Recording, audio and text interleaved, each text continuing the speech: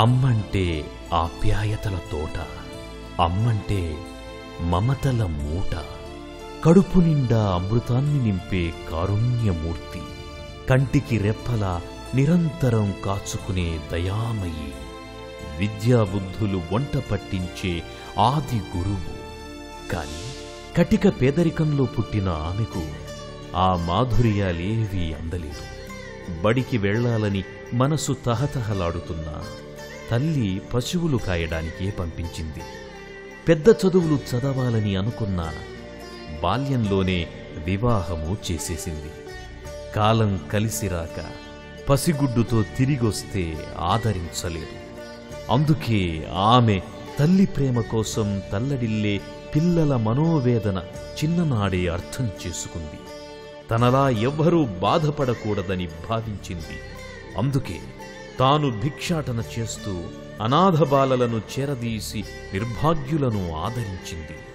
వేలాది మందికి ఆశ్రయాన్నిచ్చింది. అమ్మను మించిన ఆప్యాయతను పంచే మనస్సు ఆమెది. కన్న తల్లిదండ్రులే వద్దనుకొని వదిలేసిన నిర్భాగ్యులను అక్కున చేర్చుకున్న హృదయం ఆమెది. అల్లాడుతోన్న పసి కడుపుల ఆకలి మంటలను చల్లార్చిన చేయి ఆమెది. ఆపన్న హస్తమై తల్లి ప్రేమనందించింది. తన అనాథాశ్రమాల్లోని పిల్లలకు ఆమె అమ్మ మాత్రమే కాదు, దైవం కూడా.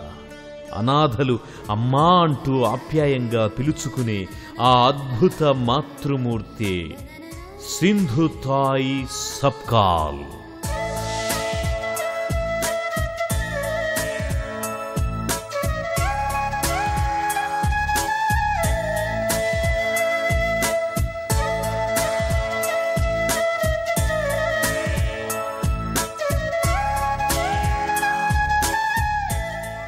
తలపై నిండుగా చుట్టుకున్న చీరకొంగు, నుదుటన మెరిసే ఎర్రటి బొట్టు, చూడగానే అమ్మా అని పిలవాలనిపించే రూపం. అందుకే అందరూ సింధుతాయి సబ్కాల్ను ఆయి అనే పిలుస్తారు. ఆయి అంటే మరాఠీలో అమ్మ అని అర్థం. సింధుతాయి ప్రస్థానంలో అంతులేని విషాదం దాగుంది. ఆమె కళ్లల్లో కష్టాల కడగండ్లను దాటుకొని వచ్చిన ఎనలేని సాహసము తొంగి చూస్తుంది. తనకోసం తాను బతకటం కాదు, ఇతరుల కోసం బతకడంలోనే జీవన పరమార్థం దాగుందన్న సత్యం కనబడుతుంది. సింధుతాయి సబ్కాల్ అసలు పేరు చింది, అంటే చిరిగిపోయిన వస్త్రం అని అర్థం. వద్దనుకున్న పుట్టిన పిల్ల, అందుకే ఆ పేరు పెట్టారు తల్లిదండ్రులు. మహారాష్ట్రలోని వార్ధా జిల్లా పింప్రీ మేఘేలో 1948లో జన్మించింది సింధుతాయి. చిన్నప్పటినుంచే చదువుపై ఎంతో మక్కువ. అందరిలా తాను బడికి పోవాలనే ఉబలాటం. కాని తల్లి ఆలోచన వేరు. ఇంట్లో అందరికన్నా చిన్నపిల్లైనప్పటికీ పశువులను కాయడానికే పంపేది. సింధు తండ్రి అభిమాన్ సాథే నిరక్షరాస్యుడు. పశువులను కాయడమే జీవనాధారం. నిజానికి నేను ఏమీ చదువుకోలేదు. చిన్నప్పుడు చదువుకోవాలని చాలా ఉండేది. కానీ మా అమ్మ నన్ను పశువులను కాయటానికి అడవిలోకి పంపేది. పశువులు సేద తీరటానికి నీటిలోకి చేరుకోగానే బడికి వెళ్లేదాన్ని. లేటుగా వచ్చిన నన్ను మాస్టారు తిట్టేవాడు, కొట్టేవాడు. అలాగే నా పశువులు నీళ్లలోంచి బయటకు వచ్చి చేలల్లోకి చొరబడుతూ ఉండేవి. పంట పొలాల యజమానులు సైతం నన్ను తిట్టడం, కొట్టడం జరిగేది. అలా 2 రకాలుగా తిట్లు, తన్నులు తింటూ కేవలం బడిలో సగం సమయంతో మరాఠీలో 4వ తరగతి పాస్ అయ్యాను. నా పెళ్లి కూడా చాలా చిన్న వయసులో జరిగింది. నా భర్తది చాలా పెద్ద వయసు, నేను చాలా చిన్నదాన్ని. అప్పుడు కూడా నాకు చదువుకోవాలన్న కోరిక ఉండేది. కానీ చదువుకోవడానికి పుస్తకాలుండేవి కావు. దారిలో పడిపోయిన కాగితాలను తీసుకుని అందులోని విషయాలను, కవితలను చదివేదాన్ని. నా భర్తకు అది అస్సలు నచ్చేది కాదు. ఆయనకు చదువు రాదు, మగవాడినై ఉండి నాకు చదువు రాదు, నీకు ఎందుకు చదువు అని నన్ను తిడుతూ కొట్టేవాడు.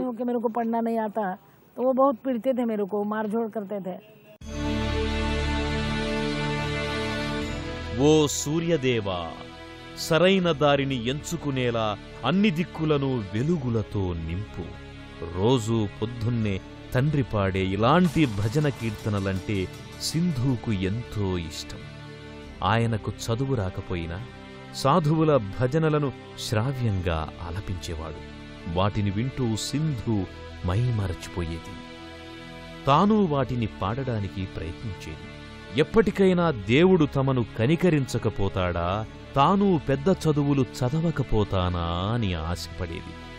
కాని అది అడియాసే అవుతుందని తెలియడానికి ఎంతో కాలం పట్టలేదు.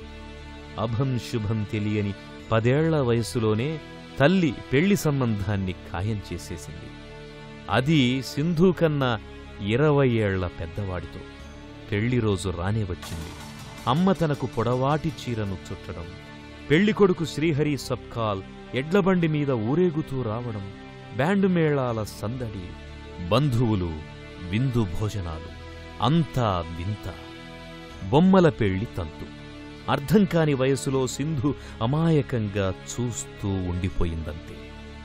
పెళ్లైన 2 ఏళ్ల తరువాత సింధు నవర్గావులోని అత్తగారింట కాలుపెట్టింది. అక్కడ ఆమెకు కష్టాల కడగండ్లు రెట్టింపయ్యాయి. చెరువు నుంచి నీళ్లు తేవడం, వంట వండడం, పశువుల పేడ సేకరించడం. ఒక్క మాటలో చెప్పాలంటే సింధు ఆ ఇంట్లో ఓ పని మనిషి. భర్తతో పాటు అత్తగారింట్లో ఎవ్వరికీ చదువు రాదు. అదే సింధు పాలిట శాపంగా మారింది. చదువుకోవడానికి ఏ పుస్తకమూ లేదు. ఎప్పుడైనా కిరాణా దుకాణం నుంచి సరుకులు తెచ్చినప్పుడు పేపర్ పొట్లాల్లో మరాఠీ కవిత్వం కనబడితే మనసు ఒక్కసారిగా ఉప్పొంగేది. వెంటనే దానినందుకొని ఆబగా చదువుకునేది. అత్తగారికి ఇది అస్సలే నచ్చేది కాదు. భర్తతో లేనిపోనివి చెప్పి కొట్టించేది కూడా. దీంతో దొంగచాటుగా చదువుతూ కవితలను కంఠతా పట్టేది. భర్త అటుగా వస్తున్న అలికిడి వినపడగానే ఆ కాగితాలను నమిలి మింగేసేది.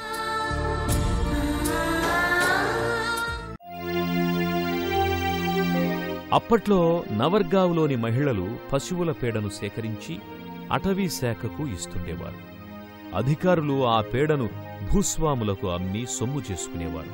అయితే మహిళలకు ఒక్క పైసా కూడా ఇచ్చేవాళ్లు కాదు. పశువులు అడవిలోనే మేస్తున్నాయి కాబట్టి వాటి పేడ ఉచితంగానే ఇవ్వాలనేది వాళ్ల సిద్ధాంతం. సింధుకు ఈ అన్యాయం రుచించలేదు. పేడను సేకరించేది తాము కాబట్టి తమకు కూలివ్వాలంటూ తోటి మహిళలతో కలిసి ఆందోళనకు దిగింది. ఉన్నతాధికారులకు ఆమె కోరికలో న్యాయముందని తోచింది. కూలీ ఇవ్వడానికి అంగీకరించారు. ఇందుకోసం ఆమె ప్రదర్శించిన ధైర్య సాహసాలకు ఊరంతా నీరాజనం పట్టింది.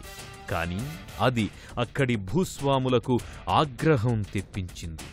ఒక మహిళ మంచి పేరు తెచ్చుకోవడాన్ని జీర్ణించుకోలేకపోయారు. అంతే, ఒక భూస్వామి సింధుపై ఘోరమైన నింద మోపాడు. అప్పటికే నిండు గర్భిణి అయిన ఆమె కడుపులోని బిడ్డకు తనే తండ్రినని ప్రచారం చేశాడు. అది నిజమేనని నమ్మిన భర్త ఇంటికొస్తూనే సింధును చావబాదాడు. దాంతో ఆమె స్పృహ తప్పి పడిపోయింది. చనిపోయిందని గాబరాపడిన భర్త హత్యకేసు మీద పడుతుందనే భయంతో సింధును పశువుల కొట్టంలో పడేశాడు. ఆ రాత్రి సింధుకు పురిటి నొప్పులు మొదలయ్యాయి. సాయం చెయ్యడానికి ఎవ్వరూ లేరు. ఆ పాకలోనే సింధు ఆడపిల్లకు జన్మనిచ్చింది. చనిపోయిందని భావించిన సింధు ఉదయాన్నే బిడ్డతో పాటు ఇంటి ముందు నిలబడడంతో అంతా విస్తుపోయారు. అయినా కనికరం చూపలేదు. ఇంకా అక్కడుంటే తాను తన బిడ్డ చనిపోవడం ఖాయమని భయపడి ఆమె పుట్టింటికి బయలుదేరింది. తన బాధను చూసి తల్లి కరిగిపోతుందని ఆశించిన సింధుకు అక్కడ తీవ్ర నిరాశ ఎదురయ్యింది. అప్పటికే తండ్రి చనిపోయాడు. అపవాదును మోసుకుంటూ వచ్చిన కూతురుపై అగ్రహోదగ్రురాలయ్యింది తల్లి. చీకొట్టింది. పసిబిడ్డను ఎత్తుకుని ఎక్కడికి వెళ్లను అంటూ ప్రాధేయపడినా వినలేదు. ఏ రైలు కిందో పడి చావు అంటూ కర్కశంగా చెప్పేసింది. నేనేం తప్పు చేశాను? నాకెందుకీ శిక్ష? అభం శుభం తెలియని పసిబిడ్డ ఎందుకు బలి కావాలి అని అనుకుంది. ఆత్మహత్యా ప్రయత్నాన్ని విరమించుకుంది. ఎండకు తాళలేక ఓ చెట్టు కింద నిలబడింది. దానికి ఎవరో సగానికి పైగా నరికేశారు. అదింకా నిలబడడమే కాదు, చల్లటి నీడను ఇస్తూనే ఉంది. తాను బాధపడుతున్నా ఇతరులకు సాయం చెయ్యాలనే చెట్టు చేసిన మౌనబోధనను గ్రహించింది. ఆ సమయంలో తన తండ్రి పాడిన భజనలు గుర్తుకొచ్చాయి. కడుపులో ఆకలి, ఒడిలో బిడ్డ ఏడుపు. ఏం చెయ్యాలో తోచలేదు. రైల్వే స్టేషన్లో కూర్చొని దేవుడితో మొరపెట్టుకుంటూ భజన కీర్తన పాడడం ఆరంభించింది. అలా ఎంతసేపు పాడిందో తెలియదు. దుఃఖంలోంచి తేరుకునేసరికి దేవుడి కరుణ నాణేలు రూపాయల రూపాల్లో వర్షించింది. అది దేవుడు చూపిన మార్గమేమో. ఆ డబ్బుతో రొట్టెలు కొనుక్కుంది. తినాలని అనుకుంటున్నంతలో చాలామంది పిల్లలు తన చుట్టూ గుమిగూడారు. వారంతా ఆ స్టేషన్లో తలదాచుకుంటున్న అనాథలు. ఎవ్వరూ లేని ఆ నిర్భాగ్యుల దీనస్థితిని చూసి చలించిపోయింది. ఆ రొట్టెలను అందరికీ పంచి తాను ఆకలి తీర్చుకుంది. ఆ చిన్నారుల కళ్లల్లో కనిపించిన కృతజ్ఞత, ఆరాధనా భావం ఆమె మనసుపై ప్రగాఢమైన ముద్ర వేశాయి. అది మొదలు అలా రైళ్లల్లో బిచ్చమెత్తుకుంటూనే సింధూథాయ్ చాలా పట్టణాలు తిరిగింది.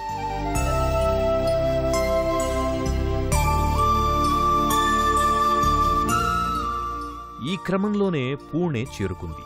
తనతో పాటు బిడ్డను తిప్పుతూ కడుపు నింపుకోవడం కష్టమని తోచింది.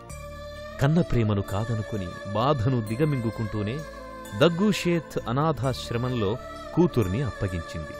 బిడ్డకు మమతగా పేరు పెట్టడమే కాదు, తన పాత పేరును త్యజించి తనకెంతో ఇష్టమైన సింధూ నదినే తన పేరుగా పెట్టుకుంది. అది 1986 మేల్ఘాట్ అడవుల్లోని చిఖల్దారా గ్రామం. అక్కడే సింధూథాయ్ జీవితం కొత్త మలుపు తిరిగింది. పొట్టపోషించుకోవడానికి ఊరూరా తిరుగుతూ చిఖల్దారాకు చేరుకున్న ఆమె ఆదివాసీలపై అటవీ అధికారులు చెలాయిస్తోన్న పెత్తనాన్ని చూసి చలించిపోయింది. నిస్సహాయులై బిక్కుబిక్కుమని వణికిపోతున్న ఆదివాసీలను చూసి సింధూ మనసు రగిలిపోయింది. గతంలో తాను చేసిన ఆందోళన గుర్తొచ్చిందో ఏమో, వెంటనే వారి పక్షాన ఆందోళనకు దిగింది. అప్పటి రాష్ట్ర అటవీ మంత్రిని కలుసుకొని ఆదివాసీల గోడు వినిపించింది. ఆమె ధైర్యాన్ని, బాధను గమనించిన ఆయన పునరావాస చర్యలు తీసుకున్నాకే ఆదివాసీలను ఖాళీ చేయిస్తామని ఆదేశించాడు.